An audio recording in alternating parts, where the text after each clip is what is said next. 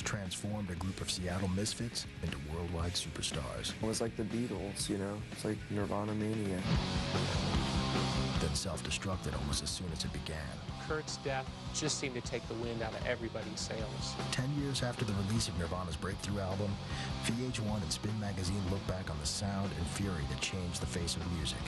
Next, a VH1 News Special, Grunge. Hold on, fellas, the roller coaster ride is about to begin.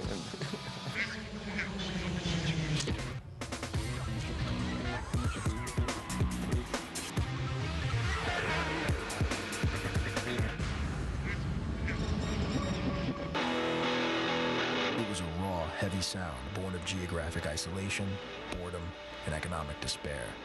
The grunge revolution begins in Seattle, Washington. Seattle was a really weird place because it was sort of the one city that not many bands made their way up to Seattle. We were just kind of left to our own devices to create our own community. It has a lot to do with cold weather and bad weather and people staying in garages and making a lot of noise because they don't want to go outside. Depressed blue collar, lots of taverns, lots of drunken behavior on all levels of society. We vandalized, skipped school, smoked pot, smoked cigarettes, and that's about it. Listen to music. They liked it loud, fast, and abrasive. We liked Venom, Black Flag, Black Sabbath, the Rolling Stones, Creedence Clearwater, Dinosaur Jr., the MC5, Sonic Youth, R.E.M., Husker Du, Stooges. Motorhead. That was Mucus Army. Still am. Inspired, they formed bands of their own, fusing the sonic distortion of metal with the onstage chaos of punk.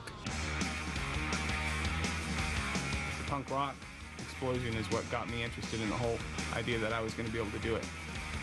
I had a chance. Everyone was doing it entirely for the reason that they liked music. We didn't know, or at least I didn't know, that something was going on. It was just what we were doing. Crowds, mostly fellow musicians, began turning out to see bands like Skin Yard, the U-Men, the Fastbacks, and the Melvins. The Melvins really gave everyone a kick in the ass. Take the Melvins out of the equation, Soundgarden, Alice in Chains, and Nirvana might all be a little bit different. There's a lot of genius going on there, whether it be educated genius or just organic, who knows. By 1986, many bands had enough material to record entire albums, but few could afford studio time. So a local producer put out a compilation called Deep Six. Deep Six compilation is a really good snapshot of what was happening here. There were 6 bands, U-Men, Green River, Soundgarden, Skin Yard, the Melvins, and Malfunction. There was enough of a similarity between those bands to sort of define what was going on in Seattle. It was the first real slab of vinyl that announced to the world that, hey, we've got this wild and crazy and energetic scene. Along the way, somebody decided to call it grunge. I don't know exactly who made it up. I mean, it does fit, you know. It just sounded like grunge. Everybody's music at the time was just so guitar and heavy and grungy, I guess. I don't know who coined the term, but it was kind of perfect. The guys in Mudhoney were like, it's grunge. You know, it's kind of a joke, I thought. And then it kind of stuck. I have tracked it down to Mark Arm calling his own group pure grunge, pure sh**. Grunge is dirt. It's scum. It's a descriptive word that's used to describe like this raspy sounding rock. The heavy sound soon caught the ear of Bruce Pavitt and Jonathan Poneman, 2 guys who loved music but knew they couldn't play. They decided to start their own label, Sub Pop. Well, Bruce and I knew exactly what we were doing from the beginning. No, we had no clue.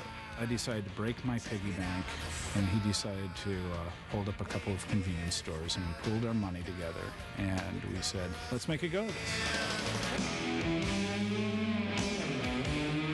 One of the first records they released was Soundgarden's Screaming Life in October 1987.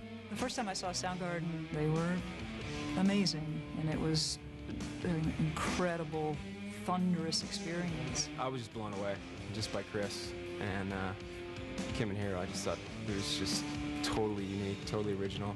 To me, they were heavy. They were a 70s heavy band. Long hair, jamming, Zeppelin. That's what they sounded like. and they were good at it. By the fall of 1988, Sub Pop had put out records by half a dozen bands, including Green River, a group that embodied the two extremes of the Seattle sound. Green River was actually hugely influential. I think they were for sure the beginnings of what came later. They really sort of crystallized the scene. Green River frontman Mark Arm and guitarist Steve Turner had staunch indie ideals. Guitarist Stone Gossard and bassist Jeff Ament had arena-sized ambitions. Part of the band was real glammy looking and acting, and the other part of the band was like real punk and raw. A little bit of metal here and there. There's that grunge influence thing again, whatever that is. The conflict symbolized the scene's dueling influences and foreshadowed the turmoil success would bring. It split Green River in half. Some of the musicians wanted to go further toward the pop metal side, particularly Jeff Ament. They just wanted to try to make it music one way or another, you know. But I mean, we never did. I mean, there was definitely a difference in opinion for sure, and Green River fell apart because of that. Staying true to their punk rock roots, Mark Arm and Steve Turner formed Mudhoney. Mudhoney was Mark Arm's attempt to get back to the pop-punk side of things. I thought, well, this Mudhoney band, now that's right up my alley. I can relate to that totally. They helped bring back the elements of tight songwriting and sardonic wit. We thought Mudhoney was just going to be another little short-lived project and maybe get a single out. And then I'd go back to school. That was the plan. You never did. Stone Gossard and Jeff Ament began playing with Malfunction's flamboyant frontman Andy Wood. Eventually, they formed a band called Mother Love Bone.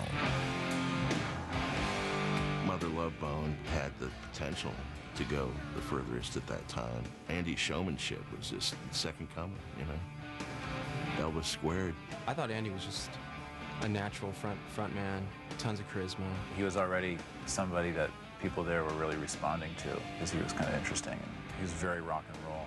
Mother Love Bone seemed poised to break the scene wide open.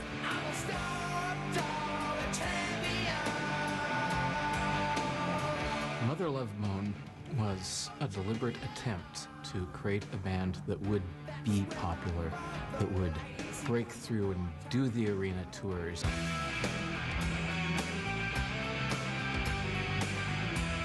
They soon became the biggest band in Seattle, orchestrating a major label bidding war that got them a deal with Polygram. Getting signed it's a step, and it's great, of course.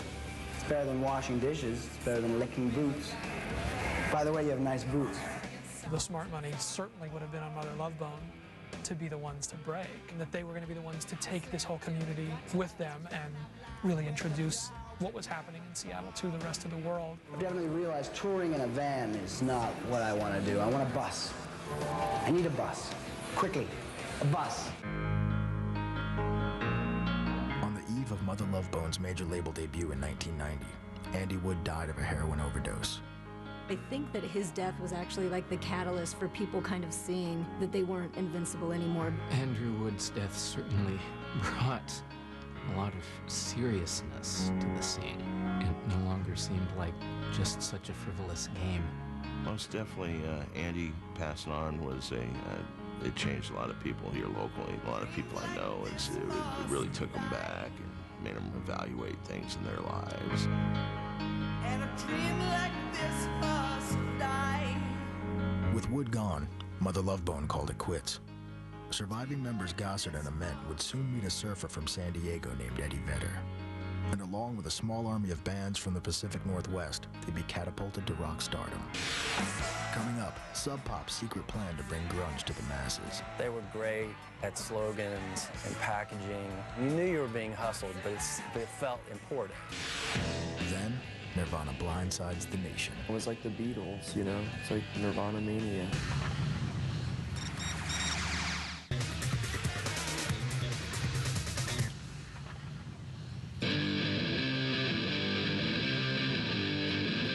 .50 miles outside Seattle in a coastal logging community called Aberdeen, a group of restless musicians were looking for a way out. Our formative years were rather bleak and horrible and filled with despair, not unlike Charles Dickens' novel.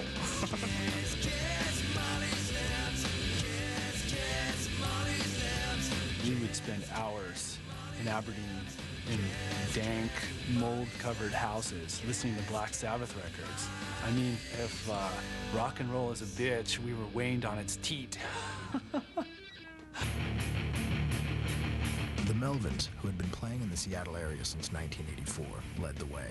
Frontman Buzz Osborne turned his friend Kurt Cobain onto the power of punk rock. I had Buzz in a couple of classes. He had a few punk rock magazines, and I would look at them just like, oh, I was just mesmerized. I took him to his very first punk rock concert, which was Black Flag.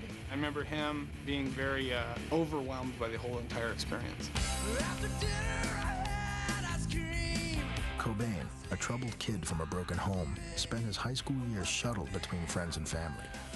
He was able to express his pain through music.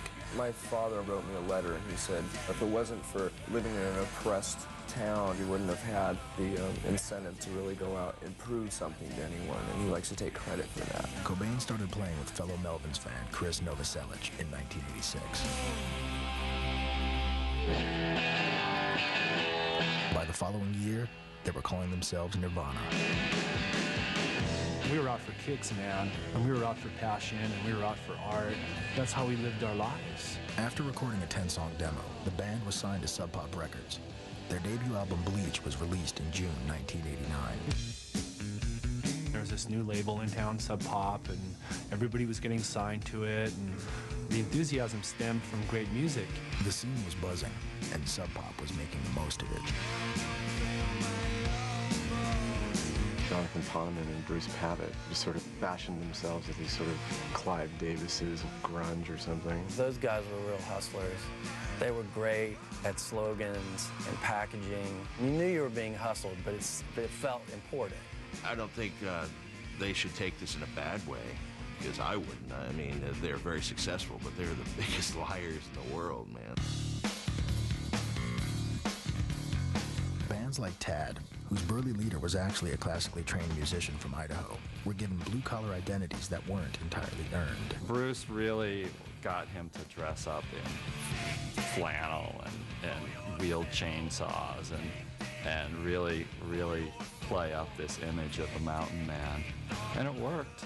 I mean, there is truth to the fact that, well, I'm not a lumberjack, but I do play one on TV type of thing. It was all part of a strategy to set Sub Pop's small-town, flannel-wearing rockers loose on the world. Bruce Pavitt's master plan is essentially for world domination of grunge. His vision was that, in theory, Seattle, we can pool our resources. We have these great bands, we have great photographers and designers and talented people. We can actually make a go of it. Sub Pop was smart in creating this sort of Motown vibe. They all go into the same studio with the same guy, with the same photos, and it creates a label identity where a kid will go, ooh, Sub Pop, I'm gonna buy it. Sub Pop expanded its extreme image by pushing edgy female acts like Babes in Toyland, L7, and Dickless. They were really excited in bands that were really raw and that weren't professionally good, and that's why they really liked us, was just that we were so bad that we were good. It wasn't long before major labels started sniffing around. Soundgarden, veterans of the Seattle scene, were the first to strike a deal. They got signed with A&M, and then we heard they got signed for $160,000. We're just like, what are those guys gonna do with all that money, man? We thought they had shopping bags full of cash. I think we experienced everything in the microcosm first, which is being a band that no one's ever heard of, and then suddenly selling out shows and no one knows where we're coming from. Of course, when bands sign to majors, everybody says that they sell out, but a lot of the bands had complete creative control and all this stuff, and to me it would be ridiculous not to. Alice in Chains, whose grinding sound was more metal than grunge, signed with Columbia in 1989.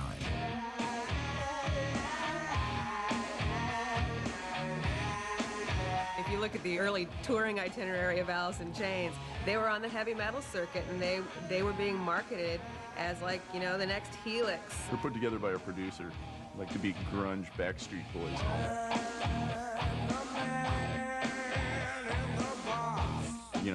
Get a couple sort of okay-looking boys, and then they dress us in the flannel and stuff. It's been 10 years. The statue's up, and the truth is told. Despite Despite defections, Sub Pop persevered. Nirvana and Tad were still on the roster, and Mudhoney seemed on the brink of success. Mudhoney were really the rising stars at that time. I mean, we were one of the first ones to start getting the whole Sub Pop initial wave of recognition.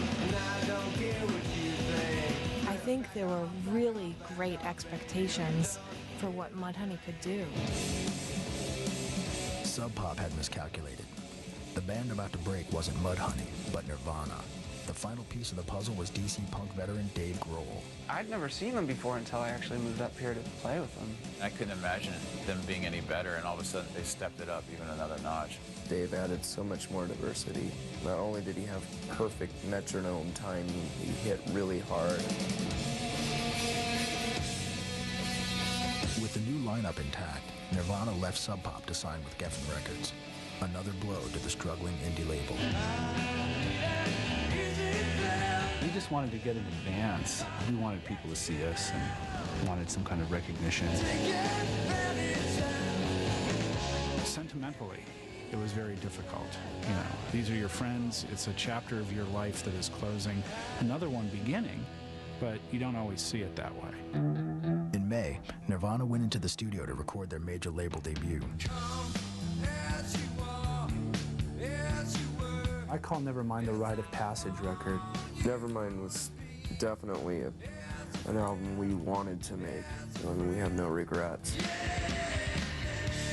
Soon, everybody was buzzing about Nirvana. As release of Nevermind approached and their shows got better and better and better, there started to be this vague rumbling that, you know, maybe something could happen. I remember actually being at a party at Dan Peters from Mudhoney's house, and Kurt and Chris from Nirvana were there, and they had this tape. And he came on, you know, and we're all just like, shit, man, you guys are gonna be huge. You guys are gonna sell like 100,000 records. Released on September 24th, 1991, Nevermind entered the Billboard album charts at number 144.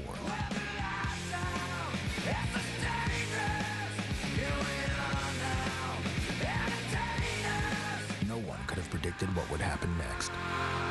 Coming up, Seattle becomes the hippest spot on the planet. There was just a feeling in the air, you know, there was just like this new thing happening, and we knew that we were a part of it. Then, the media moves in. I know people want to know if Courtney was doing drugs while she was carrying Frances Bean. It's not really something we need to know, and it just does damage. And the revolution comes to an abrupt and shocking end. Kurt's death just seemed to take the wind out of everybody's sails.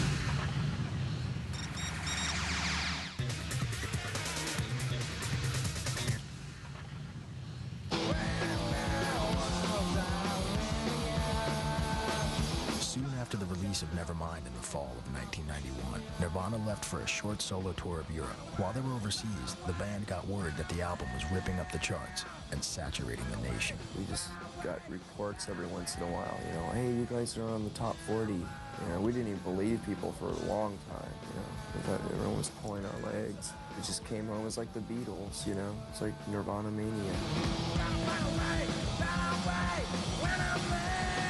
No one was prepared for the ride when Nevermind broke. The industry wasn't, the media wasn't, the label wasn't, and the band wasn't. By January, Nevermind had shattered all expectations, ousting Michael Jackson's Dangerous from the #1 slot on the pop charts. It came on MTV News that Nevermind had knocked out Michael Jackson. We just looked at each other in amazement. I mean, our friends, these guys that we know, knocked off the king of pop.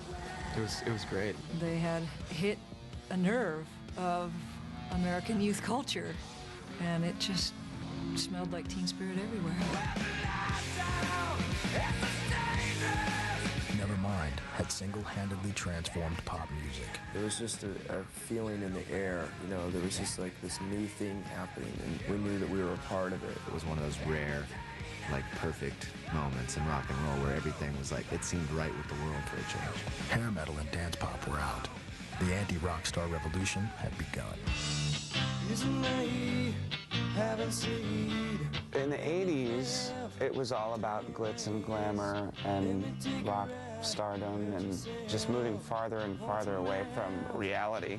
People in their 20s had been ignored for so long, and here was a record that made them feel kind of included in this big club of outcasts. Now, this record that kind of feels like you is really popular.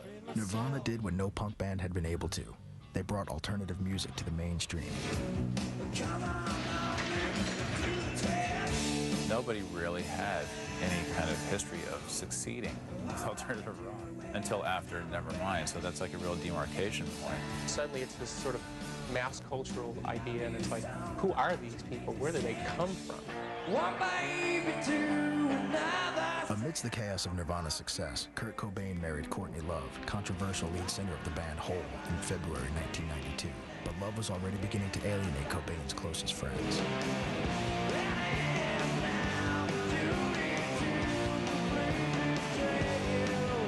People like Courtney Love latched on, and then we were kind of out of the picture.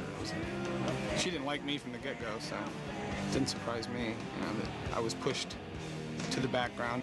Making matters worse was Cobain's growing addiction to heroin.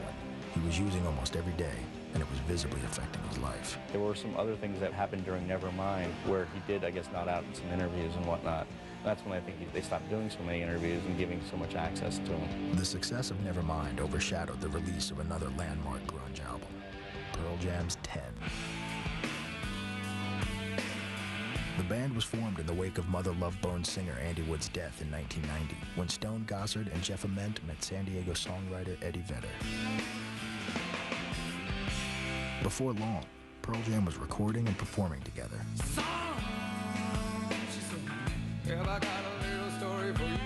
It was a very ballsy maneuver to not follow and continue Mother Love Bone, but find something that's unique and the next step.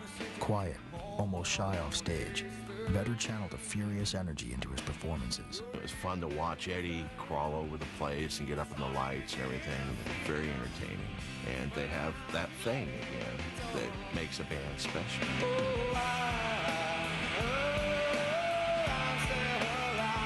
Songs like Alive and Jeremy built on Nirvana's themes of alienation, but Pearl Jam's quick rise was met with some resentment.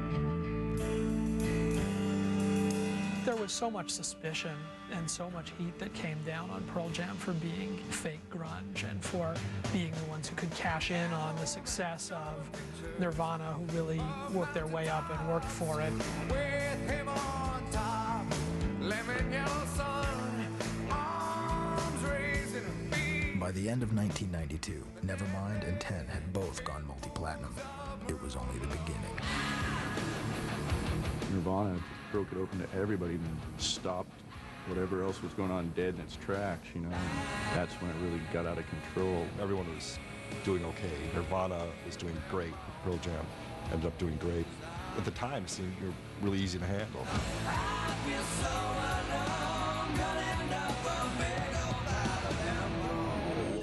Grunge quickly spread to Hollywood. Filmmaker Cameron Crowe released Singles, a love story set in Seattle's music scene. I just felt, wouldn't it be great if music played the role in the movie the way it really does play, living in Seattle and going out.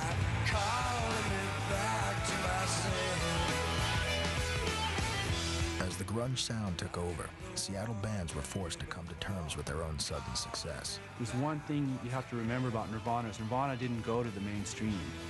The mainstream came to Nirvana. I guess that was the impression in the press, that none of these groups wanted to be famous, but I don't really buy it. For us, the bottom line was that we worked a long time to get success. By the end of 1992, the hype was out of control. Everything associated with grunge became ripe for mass consumption. I remember seeing like some catalog and it was like the grunge look. Like, check this out, this is insane. Wow, like it's like $80 for like a flannel shirt that you get at like Chubby and Tubby's for like $5.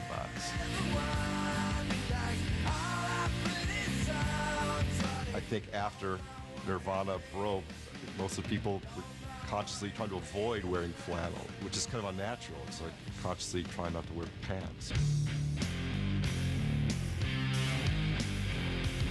While Alice in Chains' album Dirt and Soundgarden's Bad Motorfinger snaked up the charts, bands that had absolutely nothing to do with the scene were slapped with the Seattle seal of approval.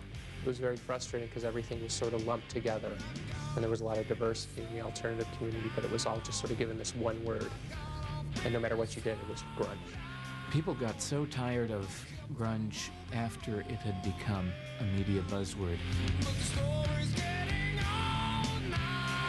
People didn't want to be associated with the term grunge because it was a label, it was a handle, it was a minimizing of their individuality.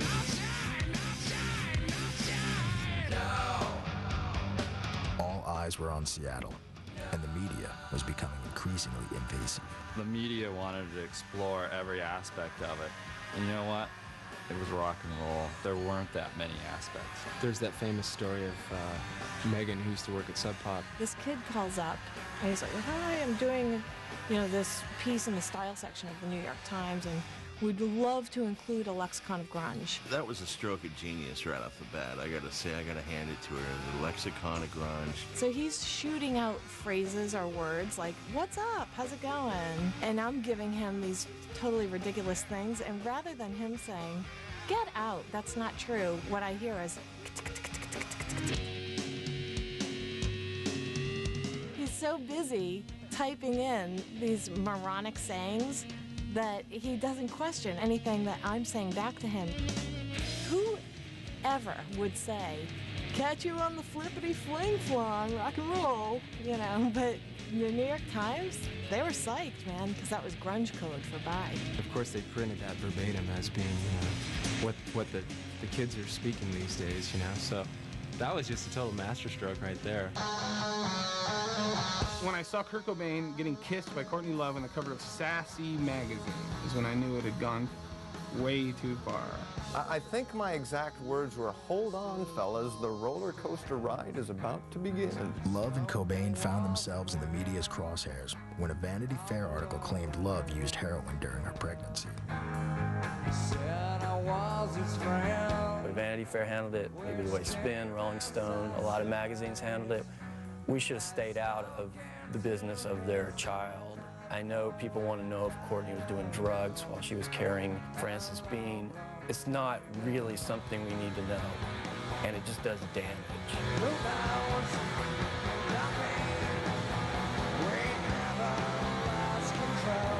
If they want to remember us as the parents who supposedly gave their baby drugs, fine. If that's all they want to think about us, then they can. They aren't music fans anyhow. We all got so caught up in it, but that's what happens. They became celebrities, and we, quote-unquote, needed to know. Once the public got a taste of the story, it snowballed. Seattle's music community would deal with the scrutiny as best it could, but there would be casualties. Coming up, the scene comes crashing down. I think everyone was very upset. I don't think I've seen so many friends or peers be so deeply affected and moved. And grunge becomes a four-letter word. Let's just forget about the whole grunge thing, okay? Most people around here, when you say that word, want to, take a swing.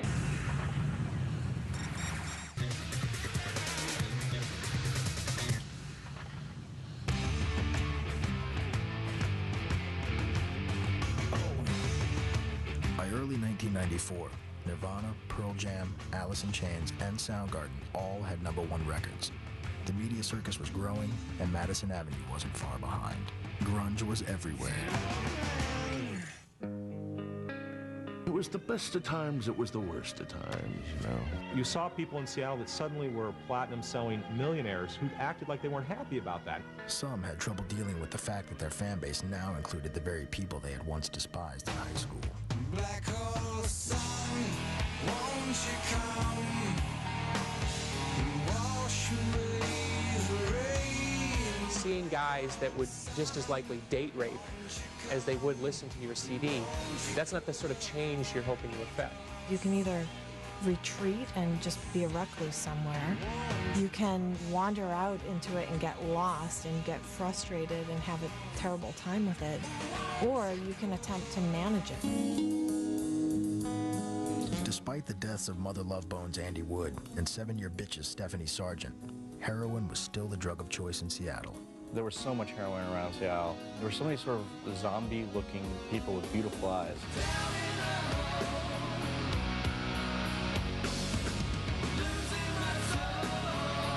I know people at the time who were into drugs, and Andrew Wood's death made them want to quit. But wanting and doing, at least in the case of hard drugs, ain't always the same thing. When I went into treatment, it was like the Betty Ford Clinic of Seattle. I mean, there was a lot of drug use back then. Some even used drugs as inspiration.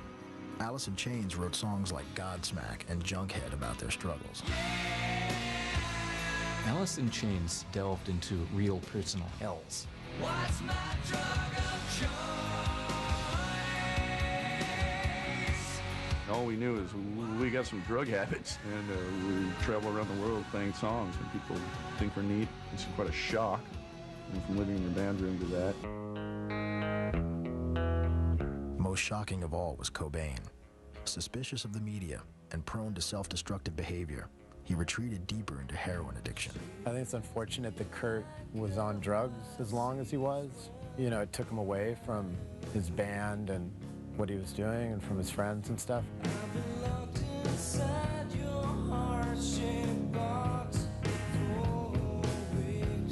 In and out of rehab, constantly threatening suicide, he could often barely function. While on tour in Rome, he OD'd on a mix of champagne and the prescription drug Rohypnol and slipped into a coma.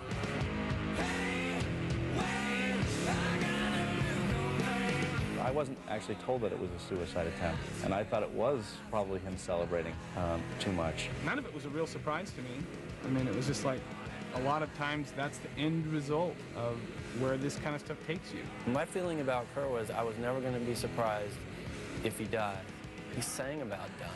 Suicide was almost his muse. When he awoke from the coma, Cobain flew back to the States, and on March 28th checked himself into the Exodus Recovery Center near Los Angeles. 3 days later, he jumped a wall and headed back to Seattle. What else should I be?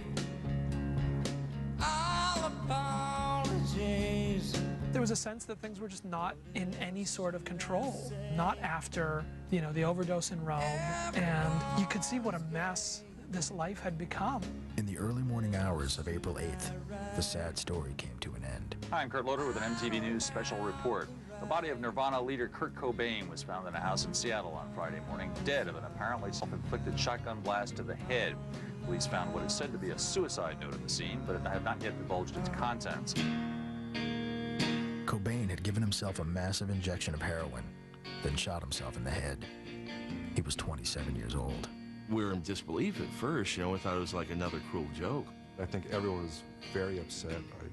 I don't think I've seen so many, friends or peers be so deeply affected by a movie. My girl, where will you go? I'm going where the cold wind blows. Kurt's death just seemed to take the wind out of everybody's sails. The fact that he was fragile and that sort of crush of fame had sort of gotten to him, it sort of just seemed to like depress everybody. Sometimes I look back through my photographs and it seems like I have just a litany of dead people. On April 10th, thousands of fans gathered for a public vigil in downtown Seattle and stood weeping as Courtney Love, on tape, read from her husband's suicide note. The worst crime I can think of would be to pull people off by faking it, pretending as if I'm having 100% fun. No, Kurt, the worst crime I can think of is for you to just continue being a rock star when you hate it and just... Unbelievably, tragically ironic. Oh, make me over. I'm all I wanna be. Love was suddenly in the spotlight and seemed to relish every minute of it. Courtney Love wanted to be a star. She wanted the limos. She wanted the Versace outfits. And she was able to make enough of a spectacle of herself that she burned a lot of bridges among local scene purists. She got a lot of criticism for anything she did. No matter what she had done, she was going to get criticized. I mean, it's just sort of the way people were treating her. Well, we don't want to talk about Courtney. I mean, you can say good things, you can say bad things, and, that still will not stop the terror. Pearl Jam, by now one of the biggest bands in the world, consciously stepped back from the spotlight, guarding their image more carefully than ever. Why would you wanna hurt me? There was a visible backing off. I mean, Pearl Jam gathered the troops, circled the wagons, and shut up, Yeah, stopped doing interviews, stopped making videos. Instead, the band focused on political and social issues, like abortion rights, free speech, and affordable ticket prices. They were trying to chart a new course that didn't include catering to the media or just playing the game that most major label bands have to do.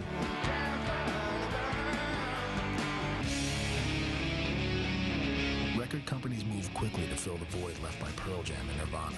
They scoured the globe searching for radio-friendly grunge bands who looked good in flannel. The market was getting saturated because there were Nirvana-like clones coming from, around the country and other countries.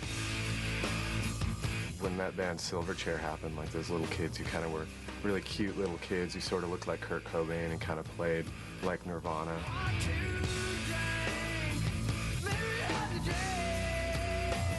I thought that was pretty funny. As the Seattle scene unraveled, heroin finally caught up with Alice in Chains frontman Lane Staley. In 1994, the band canceled tour dates citing health problems, and soon went on hiatus.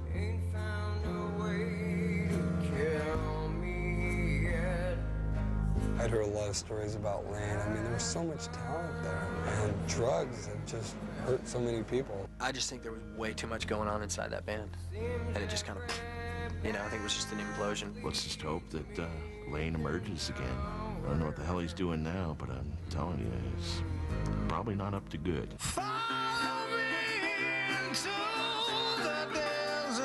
And in April 1997, Soundgarden delivered the final blow. One of the last remaining bands from the original grunge compilation Deep Six finally called it quits. 12 years is a long time, and you're just four guys that, relationships you have to juggle, and they're growing independently from the band as well. It was devastating, but at the same time, I understood it. I was just bummed that I was never going to get to see him again. To some, grunge died along with Kurt Cobain in 1994. To others, it was over when Soundgarden split.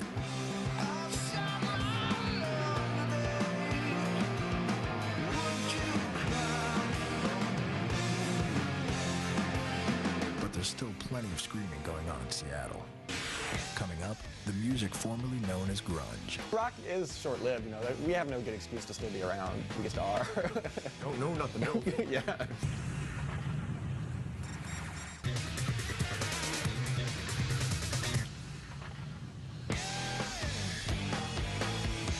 As the 90s drew to a close and the Seattle scene fell apart, it was nearly impossible to separate the music from the hype.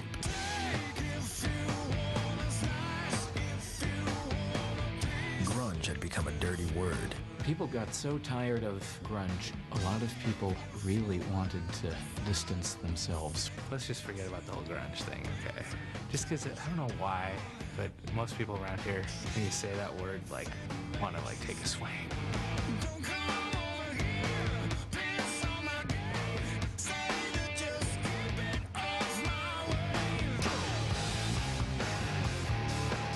The rift between ideals and ambitions that had ripped apart Green River 10 years earlier slowly did the same to the scene itself.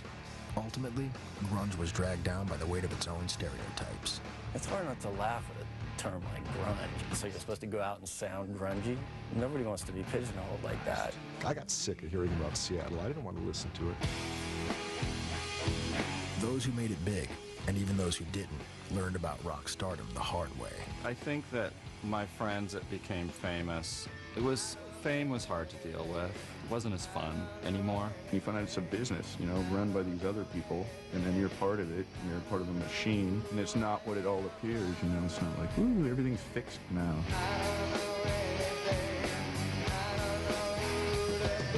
As soon as they had any taste of success, they were immediately surrounded by the worst possible people on earth. And the way that they conducted business is no different than anybody else ever before them. That's all those bands, all across the line.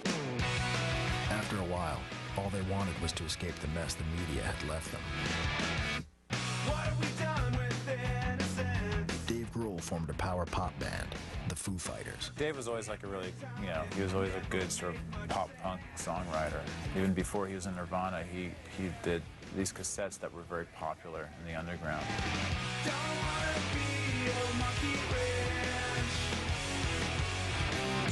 Soundgarden's Chris Cornell, Alice in Chains' Jerry Cantrell, and others charted solo careers.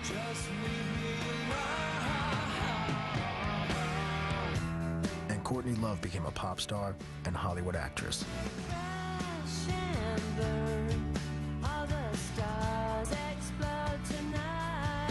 I think she's incredibly talented as a musician. I think she was dealt a really bad deck of cards, but she's done well with it. Pearl Jam continued to succeed on their own terms.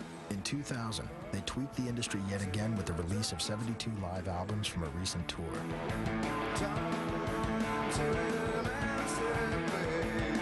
Pearl Jam made such a deliberate decision to pull back and not to go after selling 10 million records every time out. It's like, are they trying to destroy their career? But in reality, I think they just didn't like to put up with total, complete bullshit.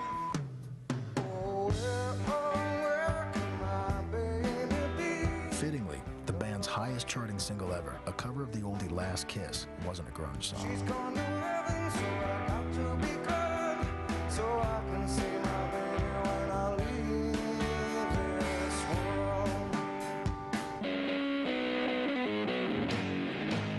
As for the Seattle bands who never made it big, they're playing the same music they always did. We're still making records, it's still going strong.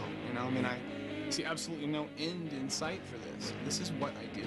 And I was doing it before any of that stuff happened. I'm crawling out of my skin. Yeah, rock is short-lived. We have no good excuse to still be around. We just are. No, nothing else. Yeah. Only today, no one calls it grunge. 10 years ago, when alienation ruled the airwaves, grunge was a revolution.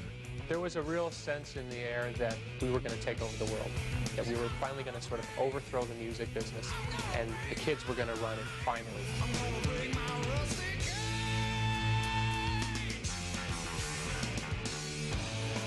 Now it's seen as just another pop culture trend. Grunge was just a term to reference a certain... And in 1995, for the first time, we actually, we are grunge! Well, that was a wrong move. Yeah, that was really dumb, wasn't it? Grunge is long dead, thank God.